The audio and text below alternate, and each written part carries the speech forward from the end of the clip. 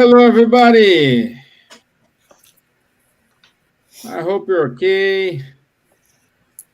It's Wednesday, 9 o'clock p.m. here in Ireland. I hope you all are fine. This finds you okay. We have the full team today. Again, this is amazing. Munir came to give a fresh overview for us. And today's topic is uh, reincarnation. I know reincarnation. It's a wonderful topic. We have a lot to explore, and let's see what we have prepared for today. But before that, let's say hi to everyone. So let's start with our special guest, Munir. How are you, Munir? Hi, Stevan. I'm fine, thanks. Hello, everyone. It's a pleasure to be here again. I'm very, very grateful for the invitation. So it's nice to share the room with you again. Thank you. Today, ladies, we're going to be last. Let's start with the gents. So, bonjour, bonsoir, Charles. Bonsoir, Steven. Hello, everyone. Very happy to be here again with you, talking about reincarnation. Quite interesting subject, isn't it? Which is somehow a little bit new for us here in this area of the world, the western part. More known in the Asiatic countries, and they are right. It makes sense, and we will try to explain you a little bit more today. Great, thank you. Mrs. Elsa, how are you? I am okay. I am happy because I'm still with no glasses anymore, new eyes to see the new world. So that's nice, really, to be free from the glasses. But I hope tonight we can embrace these questions about reincarnation and see what our attendees, our participants, our viewers can write questions or suggestions or their views, their comments about why we need reincarnation and all the information that they can send, and we can talk, and we are always learning and exchanging ideas and learnings with each other. So you all, my heart is yours. So I'm so happy to be here once again. Thank you. Thank you. And we have someone new with new hair, Miss Gibbons. Hello, boa noite. Good evening, everyone. Once again, we're together, which is lovely. It's a pleasure to be here. And, a special subject today, reincarnation, is something that everyone, even those who don't believe in it, are curious about it. And there is, in Spiritism, we learn quite clearly what reincarnation is. So today should be very interesting. And it's nice to do that. It's very nice to have Munir with us once again. So it's a pleasure. Old friends, a long, long time ago. And so, be nice. Boa noite a todos, bem-vindos. Mais uma vez, estamos juntos aqui. E que possamos aprender juntos sobre esse assunto interessante, reencarnação. E vamos começar com Deus nos ajudando e nos iluminando. Um abraço. Okay, good. Thank you very much, my dear. And let's go to the short video as always. Let me share my screen. Good. And shall we go?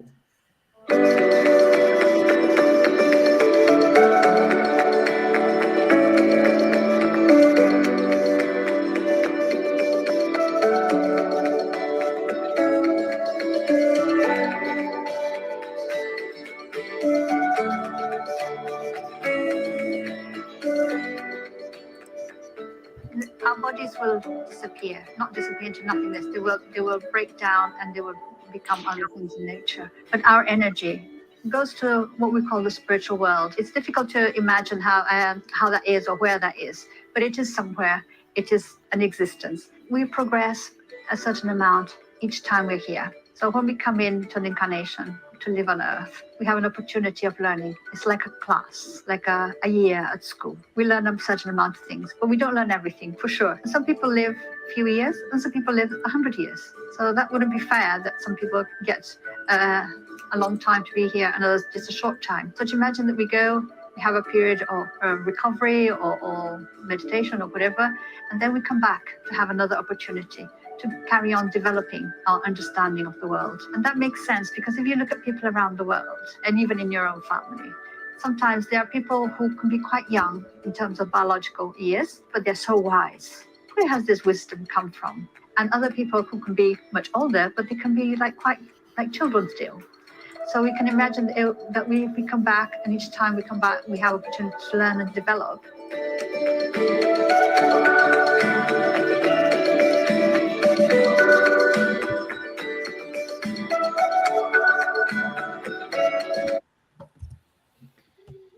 Okay, wonderful introduction by Anne Sinclair.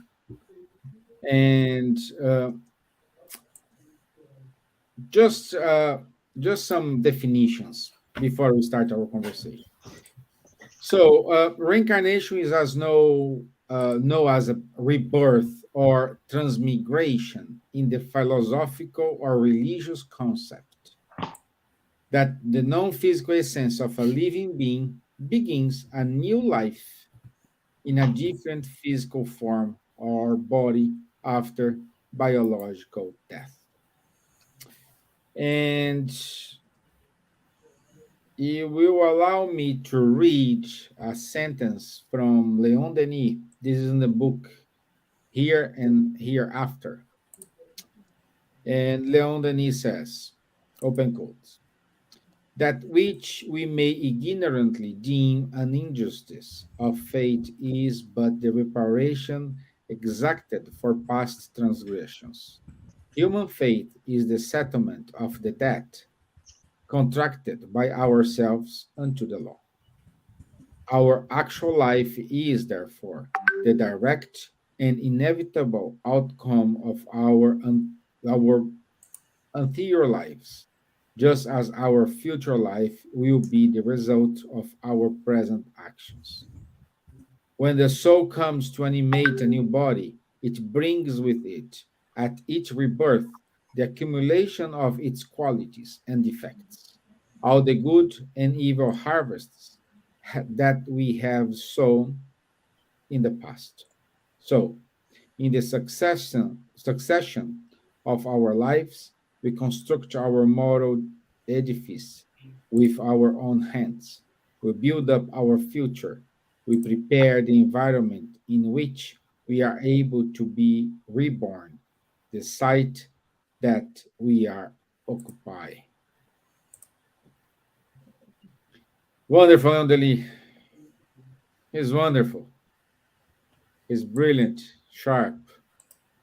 And I would like to start the discussion today. What's the aim of reincarnation? And let's open the question. Why not start with our guest? Munir, what's the aim of reincarnation? Let's make this a conversation, 360 conversation here, instead of one answer, the other. Let's have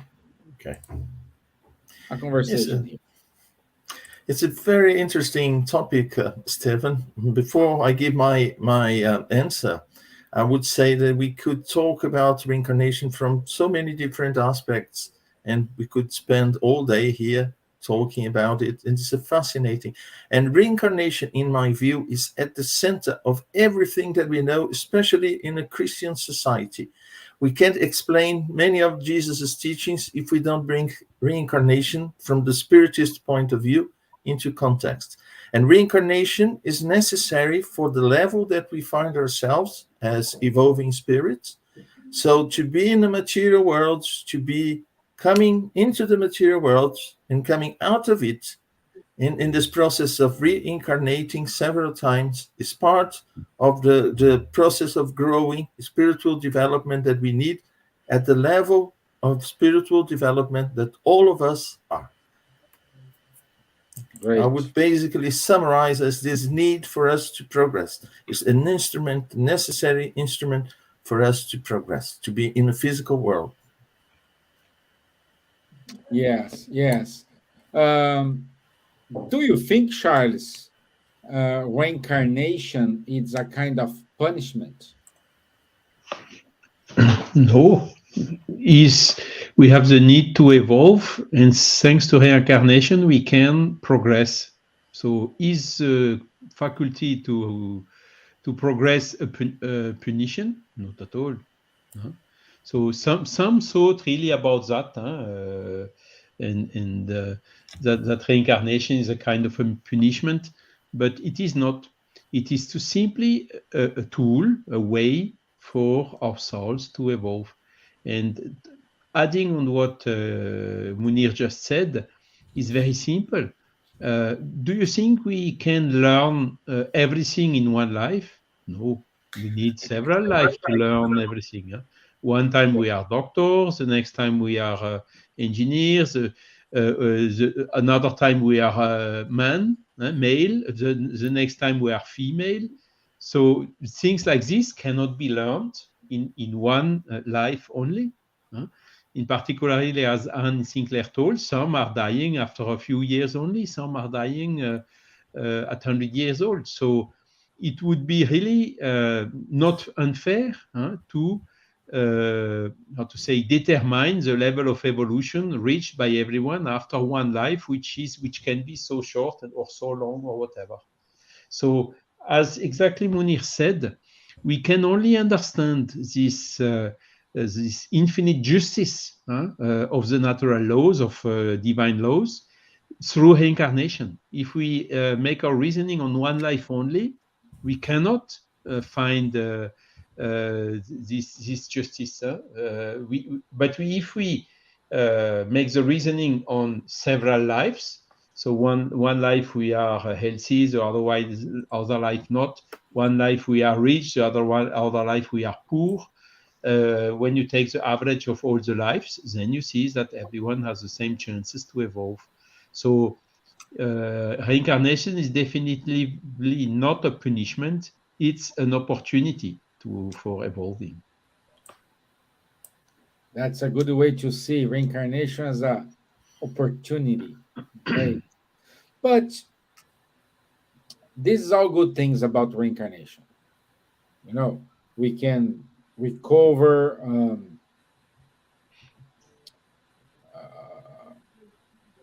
experiences, so we can build these. And as you said at the beginning, Charles, reincarnation it's a common topic in the Occidental world, Oriental world. But before, I would say at the beginning, reincarnation was a normal process. And then Silvia, why do you think they have removed the reincarnation concept? And now we don't have when we talk about reincarnation, oh, this is not possible. Why? What this change? I think you're probably thinking about the Council of Nicaea, isn't it? That one of the things they changed was the idea of reincarnation. I think the knowledge of I think in the old Hebrew knowledge they would say not reincarnation, but sorry, something's happening here, my computer. Oh, beg your pardon.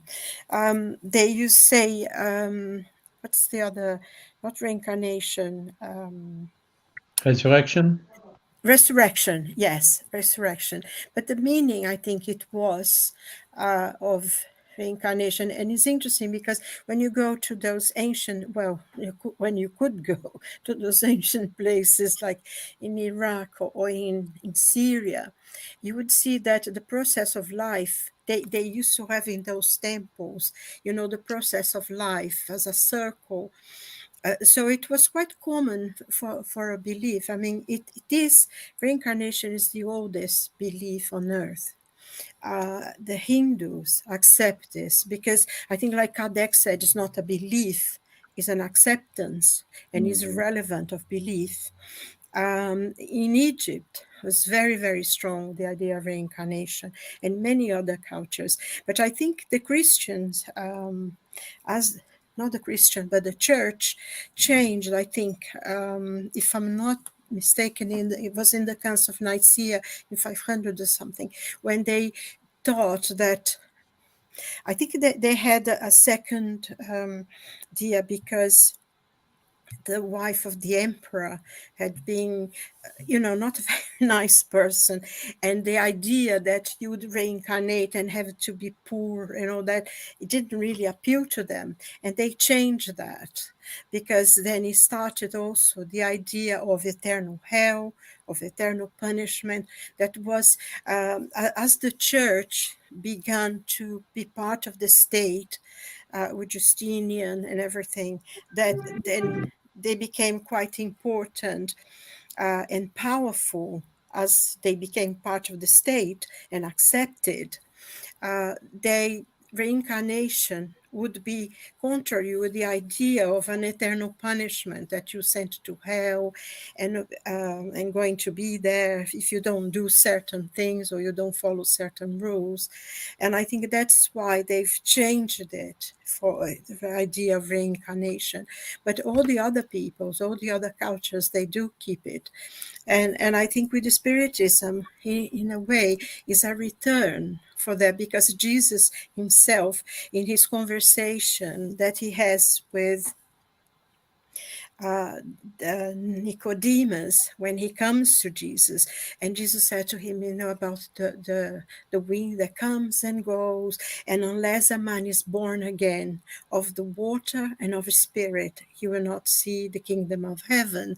So it was quite clear in early Christianity, the acceptance of reincarnation, but it was changed, but more for the satisfaction of the church and the state, and in a way to be able to control people with their beliefs.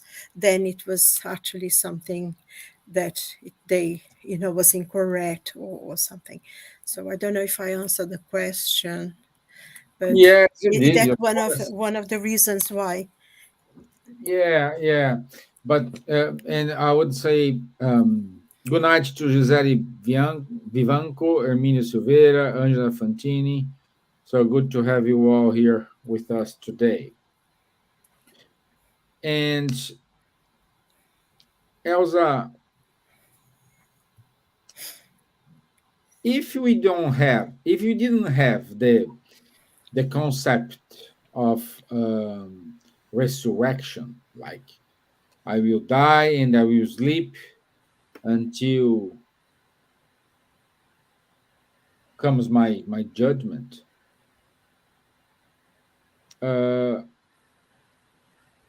And we have more the concept of reincarnation.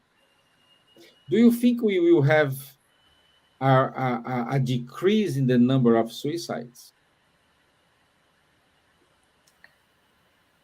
Perhaps it's better to start in saying that according to Allan Kardec, the gospel, according to Spiritism, what means that Spiritism is the new science that comes to reveal to humankind, through irrefutable proofs, the existence and nature of the spiritual world and its relations with the corporeal world. Reincarnation is part of it. Resurrection, that means you wake up in heaven or hell and stay there for the eternity, is totally in disagreement with the divine justice. God is justice. Reincarnation is a blessed touch for our souls that we can really come and go and be a better person, a better spirit in each incarnation. When people does not know, don't believe that in their life goes on, of course, suicidal people have more easily think to finish their pains to kill their body. But what they don't know is that killing their body, they don't kill their soul, their spirit. And the spirit goes through a torment, a lot of sufferings after the decomposition of the body, and the spirit is still in pain, is still in suffering. So, Spiritism, as says here, is a science that comes to clarify us, to give us all the information, either in philosophical teachings or scientific teachings or moral teachings. Is the best, as Charles always pointed, is the best part of a religion, best part of philosophy, best part of science that is comprise all of them, but is above everything. So, what we need to know more about spirituality.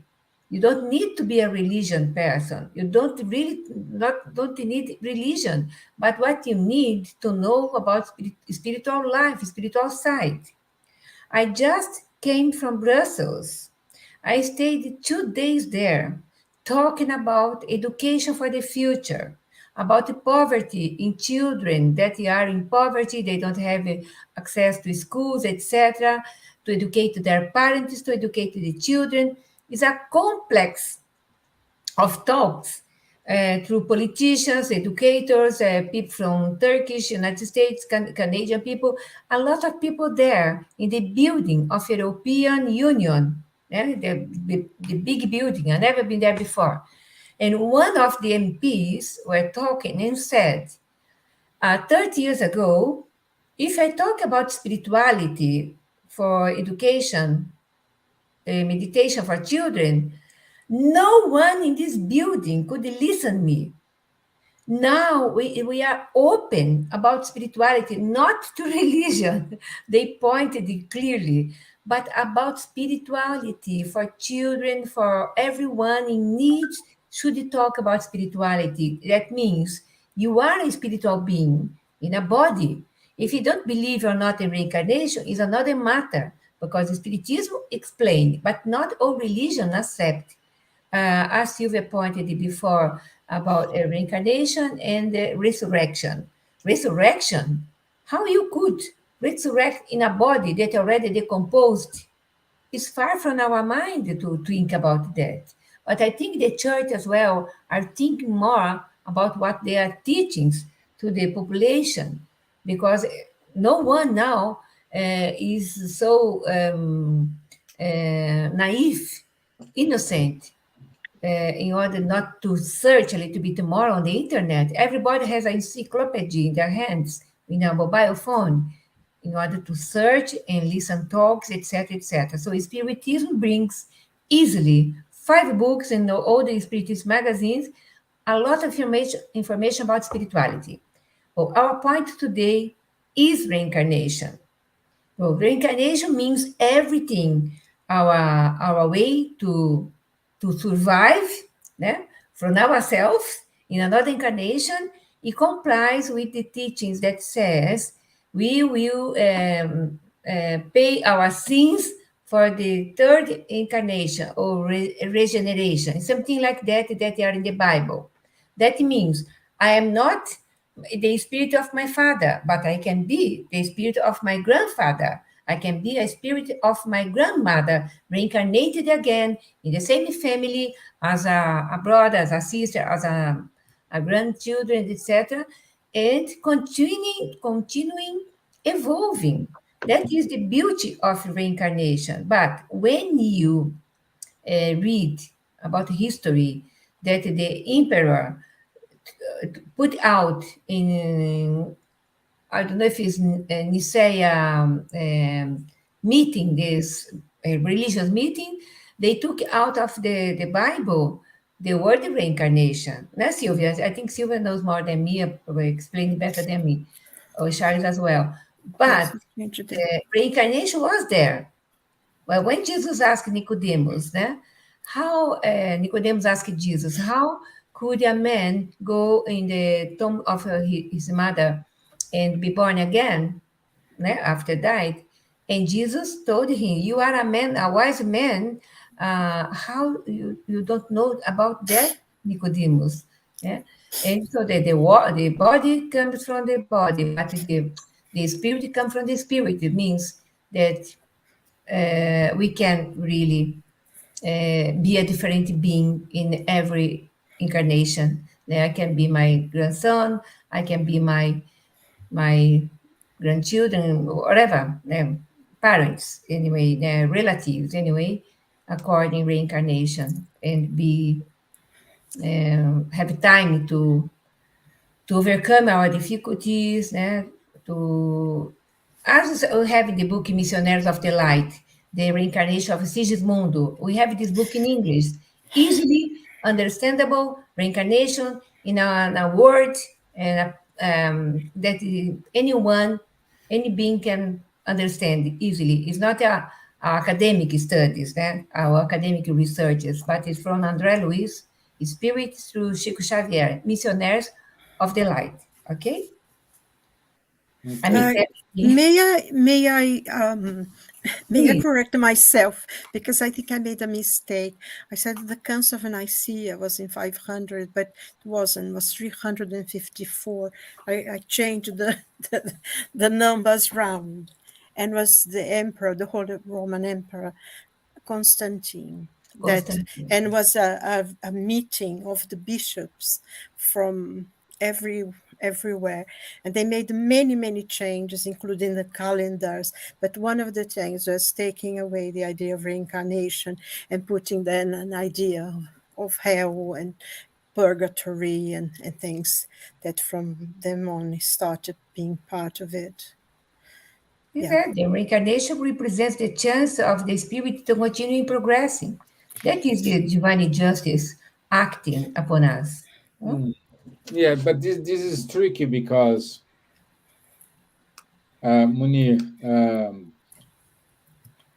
Okay, we just said is a way to progress, but if we go back to, let's say, to India, they believe the souls of people are in the cows, and in my view, this is a kind of process contrary to progression. What do you think? Yes, what we learn from Spiritism is that the purpose of incarnation is for us to progress. So if we progress, we never go back. Sometimes we may remain stagnant.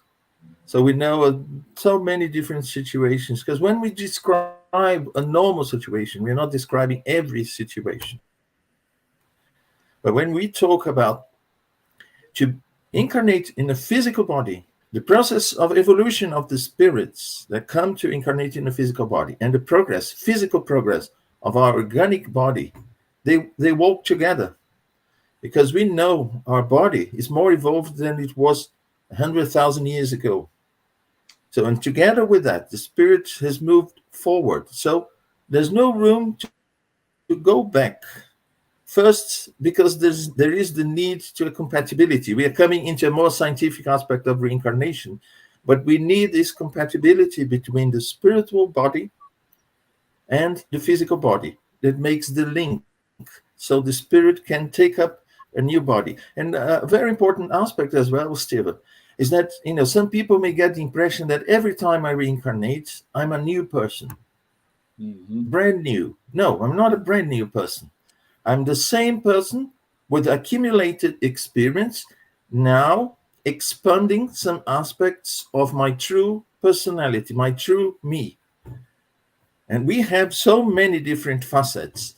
And in one incarnation, from the preparation of our physical body to the experiences we are going to go through in life, all that is part of a process of advancements that we have to go. And to me is one thing, to each one of you, and each person is a different process because we have different needs. And to think that, to go back, to go to an animal body, what kind of experience will we gain with that? It's just punishment. There's no experience. Since we believe in progressing, in gaining experience, in unfolding the virtues that we have as a spirits through this process of reincarnation up to a certain point, and then one day we won't need this gross body anymore, but we'll carry on progressing. And I'd like to mention, because Elsa mentioned heaven and hell, when we look at one lifespan, let's say 100 years, we know that it's so hard to rid ourselves from small vices that we have, habits. And how can we imagine that we go to heaven where there is perfection, all justice, where Jesus is with his perfection, and we deserve that after 100 years, where we've managed, if we have managed to do tiny little bits, if we are honest to ourselves, we know that it won't happen overnight. It won't happen in one lifetime. It takes many incarnations for us to make this progress. Each incarnation is a new experience, or it's an experience that we have to go even further along those lines. But we have to go through different experiences. Yeah. I think one point that you made, Muni, is that that you can see the example is the old person reincarnating with a new experience, is how the Tibetan Buddhists actually elect the Dalai Lama. Because what they do, they put all the belongings. They choose, maybe they have an idea where this person is going to be born, and they put all the belongings there. And whoever chooses those belongings are the ones who are elected. So, this proves that they knew, because they mix the things, isn't it, with new things. So the ones, and it's the process that how they find it. And also, I think one of the things you have to remember as well in this question of progress is that, sometimes a person may leave a work half done, and they ask for God's mercy to come back and finish the work they had started. That's one of the parts as well, that proves that we are we have the memories of our old lives. We learn new ones, and given the opportunity, we learn different things, isn't it? I mean, a musician may be born to learn to be an engineer or to do something else, isn't it? So it's important. And the problem is we always look at things from the physical standpoint. Oh, it's a new body, it's a new family, it's a new social position. So it's a completely different spirit, or, forget the previous incarnation. And it's not. We have to look from the spiritual standpoint, seeing each incarnation as a continuation of a spiritual development. Yes. It makes sense. And I'm interesting because Charles, let's say in the beginning of the 19th century, we did have like the church being the center of everything. Everybody was obey what the Pope used to say, and consequently, we had an opposite movement called materialism, to make opposition to this. And materialism, it's completely contrary. So we I don't believe in God. That is just one life. When die, finish, that's it. In the middle of this, we had Kardec bringing new concepts from the spirits, and one of these concepts, reincarnation. Uh, how do you think it was his task when he at that time when he was talking about reincarnation to the French society at that time? Yeah, as you told, Stevan, at the beginning of the 19th century, it was already, of course, a little bit more than 10 years after the French Revolution. So this, how to say, power that had the king and as also the religious leaders lost has been mostly lost, and the people were fighting to get freedom of these authorities that they did not accept anymore.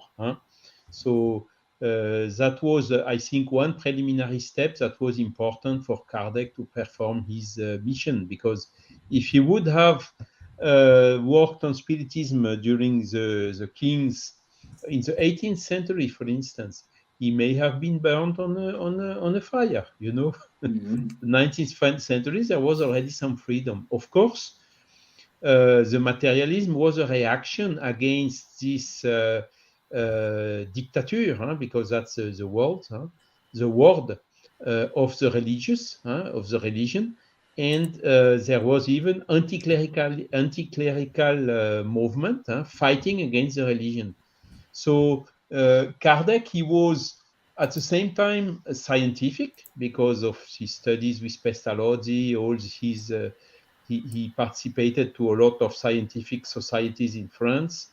He was also teaching a lot of scientific matters, and so he had quite a broad scientific knowledge.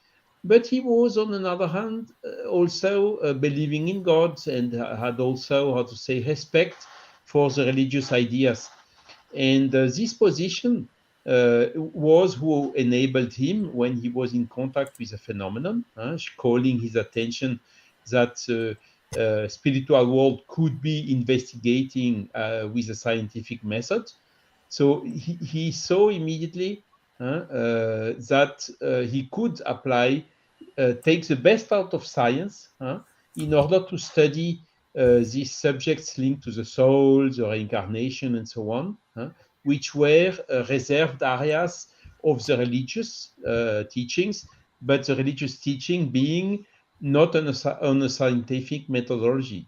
This is also this famous difference that you commented several times, even Stevan, about heteronomy, the heteronomical approach from the religions. You have to believe in it because it's written, because God has said, because the Pope has said, or whatever. And the autonomous approach, which is the Spiritist one, is look, here we bring you arguments, so you can make all the questions you want. We explain you everything, see the rational aspect of it, and then, if you want to, you can believe in it after you have understood. So this is the major difference between these two approaches. And Kardec was really, how to say, tailored. What he lived in his life was done for him to have this position of being able, as exactly Elsa told previously, take the best out of religion, the best out of science, the best out of philosophy, and unite them. So if you take the best out of the three one, eliminating the bad aspects of them, of course, uniting the best of everyone, you are doing something which is better. So bringing back the Spiritism to a religion, you push it down again. So it's reducing. You are, how to say, making your own mind about what Spiritism is, which is in this case not correct to do. So that is why Kardec himself, at the beginning, he did not believe in reincarnation. He was quite skeptical. Because why? Because he was educated in the Catholic culture, which was predominant in France at that time. So, but he ended up believing in it, writing clearly this principle in the first edition of the Spirit's book already in 18th of April 1857, showing all the arguments in favor of reincarnation and how reincarnation is philosophically, ethically solving a lot of problems and questions which you cannot explain, problems that you cannot solve without this hypothesis of reincarnation. And look what happened. The Anglo-Saxonic people, the spiritualists or modern spiritualists, they were somehow more skeptical even on reincarnation. Yeah. And it is exactly in the US that reincarnated a searcher, a scientific searcher called Ian Stevenson. He died in 2007, so it's quite a recent searcher, and his department is continuing making investigation with Jim Tucker and some others. And he brought very, very strong evidences from the reincarnation, observing memories of past life, observing these native faculties, observing even birthmarks, and making the correlation with how the people were killed or died, or the woundings they had in their previous life. So bringing very, very, very strong elements in favor of the reincarnation. And this is why, as Elsa told as well, talking about spirituality was a kind of a taboo a couple of decades ago. And now it is less and less. Why? Because the people are recognizing what is more and more coming to an evidence. And Kardec was, how to say, much 150 years ago up front, making these movements that only now we are slowly but surely starting to understand. Wow. Thank you for the wonderful explanation. Thank You're you very welcome. much. You know, it's important to understand this concept because this kind of remove the veil of I have to accept this because I want, or because if they say so, you know.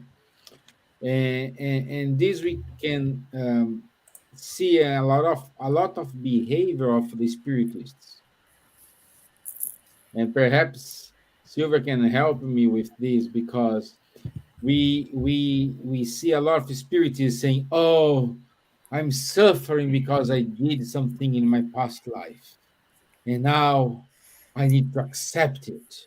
I need to live with this."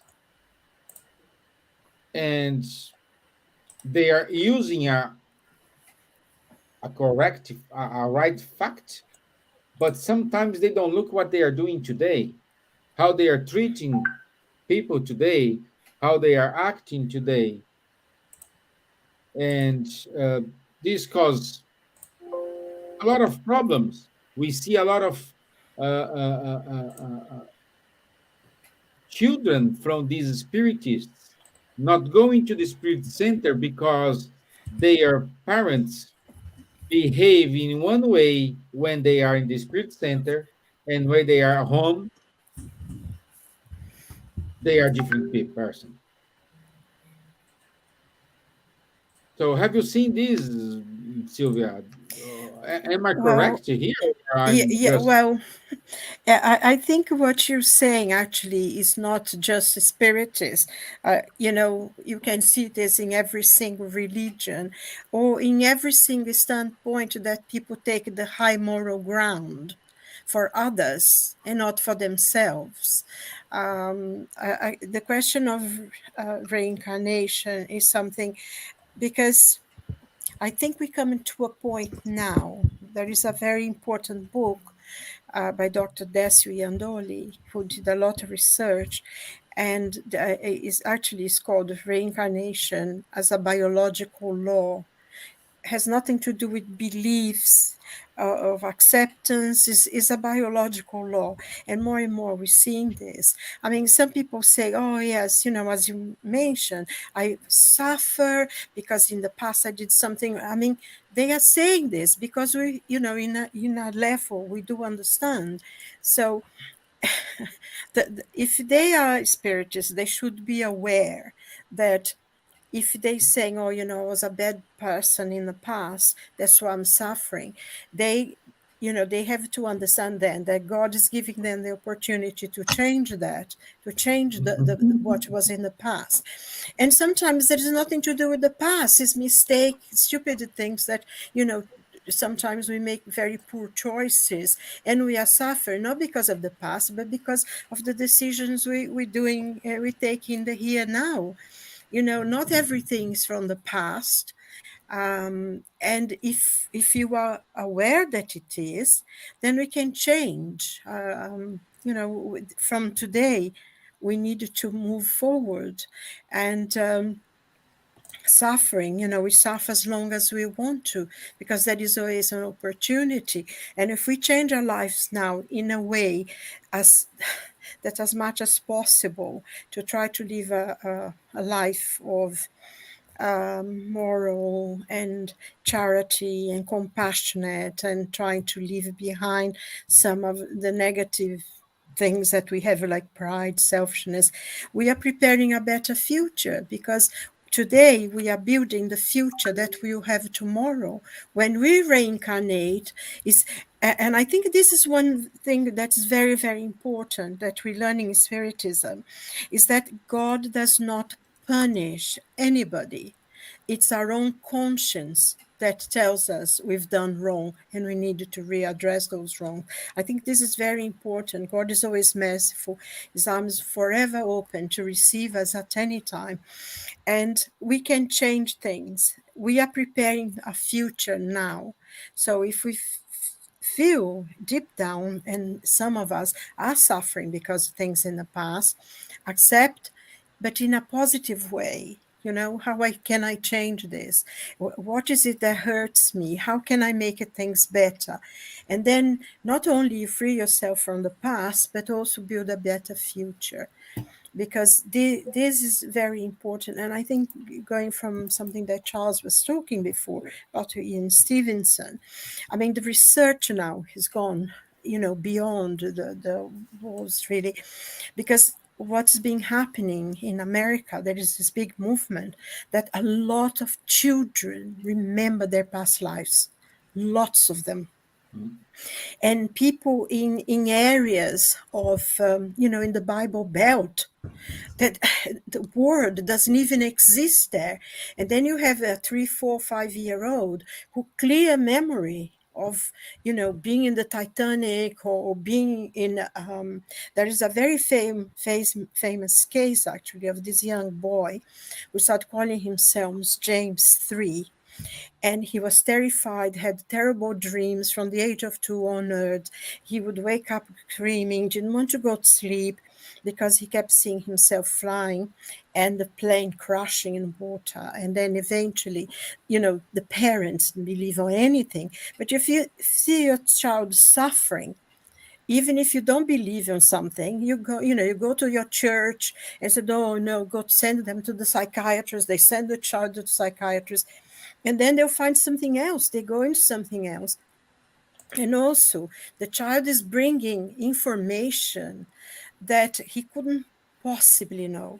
There was no, it's not part of the family learning. He's not old enough to go into computers to find out things in the internet. And he's bringing things from his old family, from the battle that he died on. And then, they actually researched, the father went on researching it. And they did find, and I think is it Tucson? Tucker, isn't it, who worked with Stevenson, and he continues. I think he got involved in the case of this young man, and they did find, and he said, I'm James 3. And he said, and eventually they found that this man was the third James, because his grandfather, his father, and he was James. They were both named James. So he was called James III. And I mean, this 4-year-old knew about this. And they actually found the family, found who they are and everything. And he said now he doesn't have the dreams anymore. He's grown up now. I think he's 18, 19 years old. But he still remembers, and he still gets emotional when he remembers the plane going and crashing into the sea and the battle and everything. So there are things like that that cannot be dismissed anymore. And even people say they don't believe, they cannot question. And I think this is what's opening up to the acceptance of reincarnation, really, because more and more people now have open memories. Yes. Yeah. Yeah, great. Very great. Yeah. We need to watch ourselves. And Munir, can we say that my actions today is a kind of preparation for my next reincarnation? Yes, of course. We are making amendments from the previous incarnations and preparing ourselves for the next ones. It's interesting when Silvia said that we have this idea of the moral consequences of what we did in our conscience, not God pointing a finger at us and saying, I'm going to punish you because of this or because of that. So going along this way, we prepare today. At the same time, we make ourselves better if we take advantage of this present incarnation, making the necessary amendments, correcting devices, trying to give a different solution to situations we've experienced before and went the wrong way. And in this way, we're also preparing for the future, preparing because if we know how to improve us, spiritually speaking, we'll be better. And also not creating situations, unpleasant situations, or distortions that we'll have to correct in the future. So I would say, it's important to rid ourselves from these problems we bring from the past. I don't like the word debts. They are not exactly debts. They are lessons that we haven't learned properly. So we have to go through them again and try to learn this time. And also prepare ourselves for what's coming next year. Taking the example of, school years, where if we don't learn the subject, we fail, we have to redo it.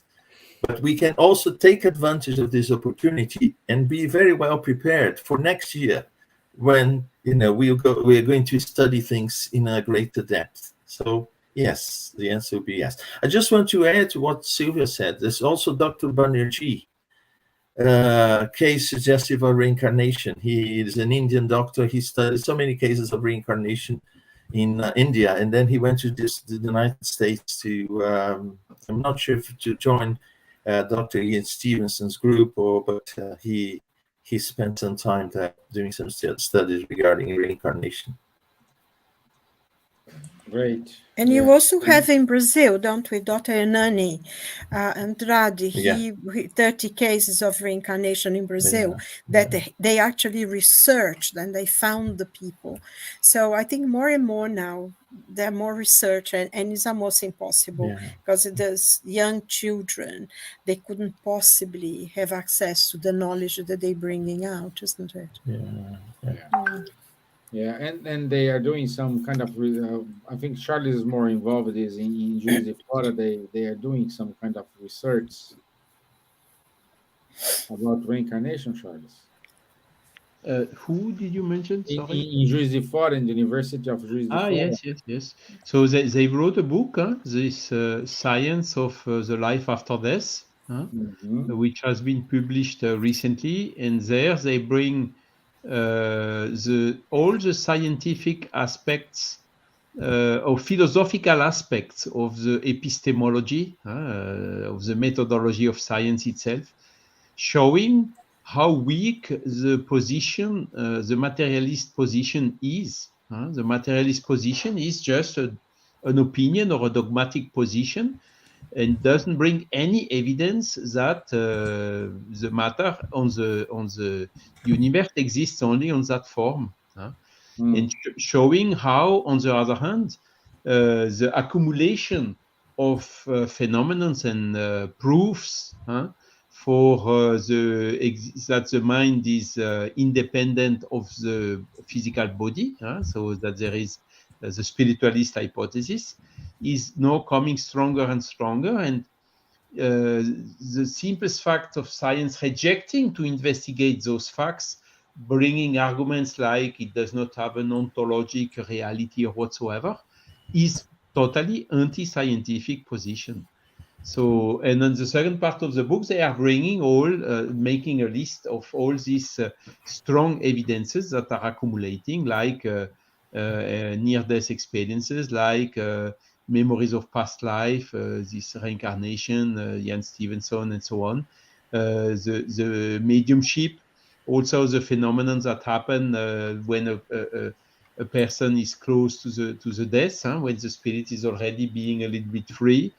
And all these phenomena, they are comparing also the arguments and answers which are brought, showing that the spiritualist paradigm is bringing a much more simple and stronger answers and explanations to all these facts which are appearing now.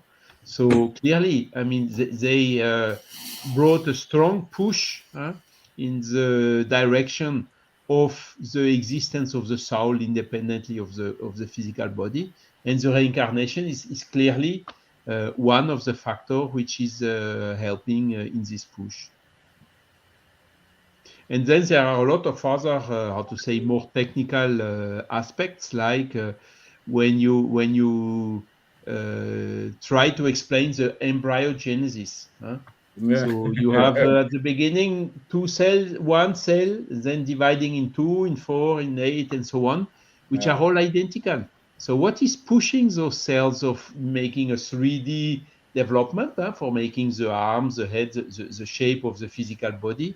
What is then pushing also these cells to specialize for bones, for skin, for organs, for muscle, brain, and whatever, you see? So there are a lot of new vocabulary invented by the scientists in order to try to explain it. But again, just putting a word on what is observed is not enough. We need to go to what is the root cause. There is no effect or no intelligent effect without an intelligent cause. And even if you take some physical principles like the second principle of thermodynamics, the entropy, it's contradicting. You need to have some energy coming from somewhere. You need to have some shape, some form, some how to say it, organizing model, biological model, which explains this embryogenesis. And all those are more and more arguments. By studying exactly the process of course, it's incarnation, but reincarnation is incarnating several times.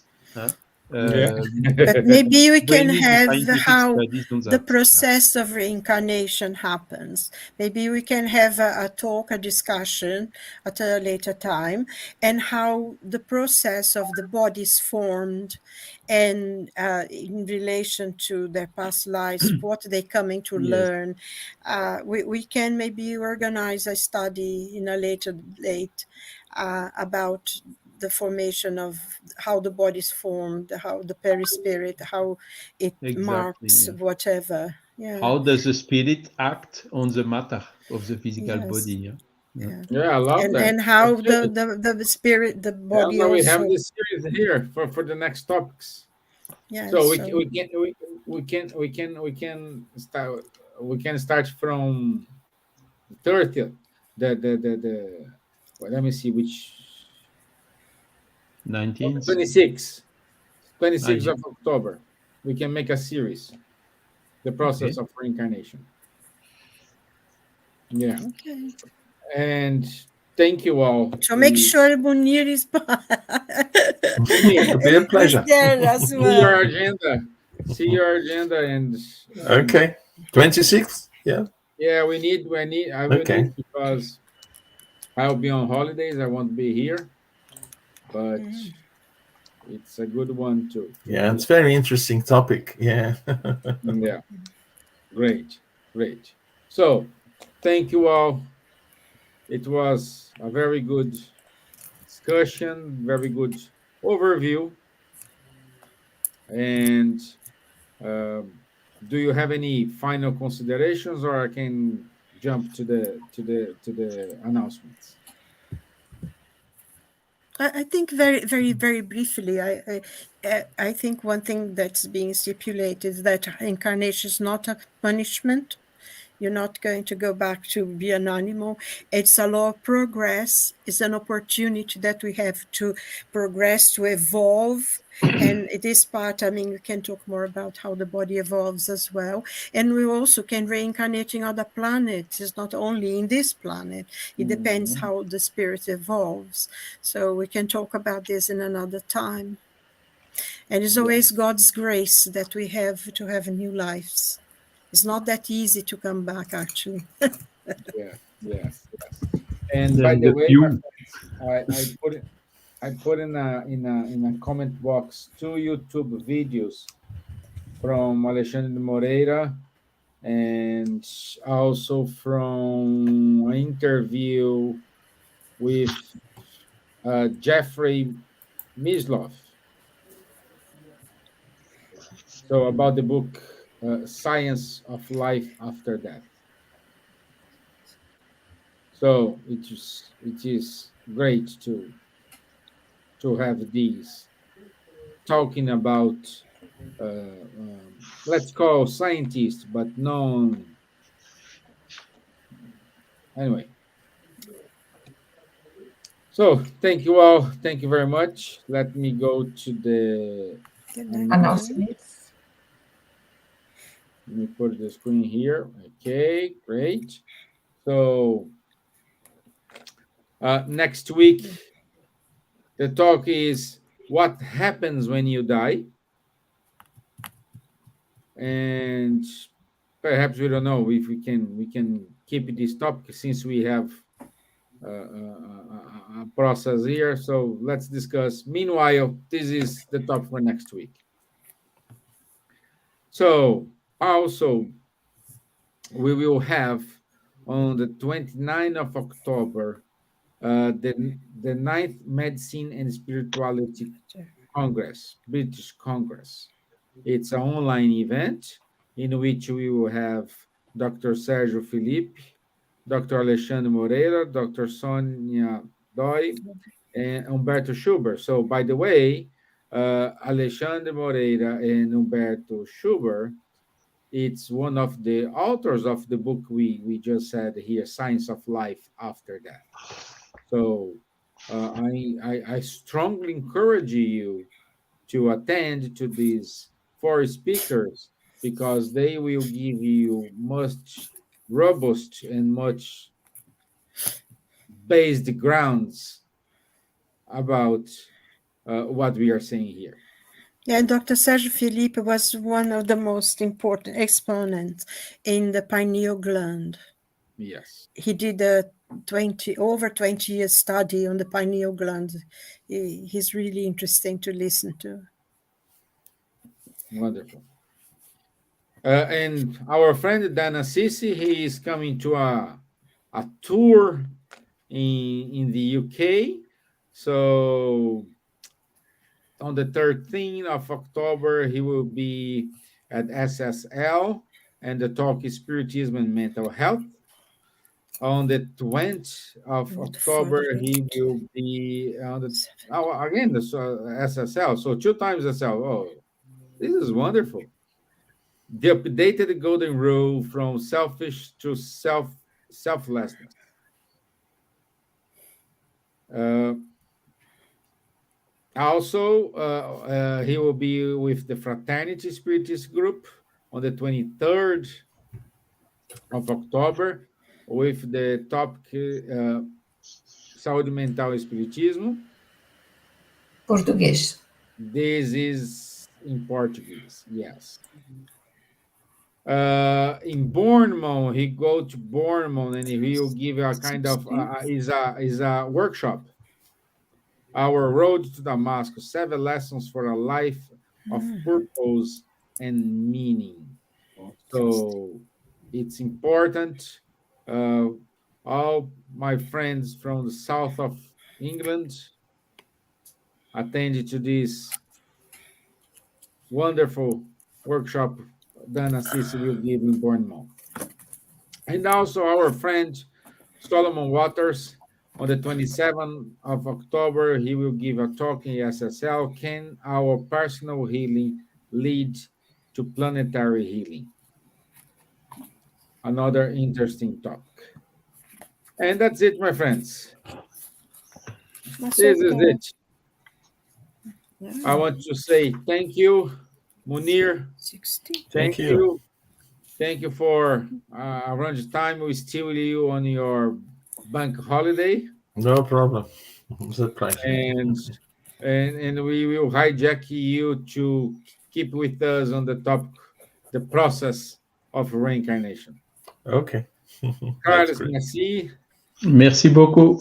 Thank you so much. Elsa, thank you very much. Thank you all. Gratitude. Silvia, obrigado. Okay, bye. Have a good evening. And I'll God see bless you guys everyone. next week. Thank you. Bye-bye. God See you guys. bless us, Bye-bye. everyone.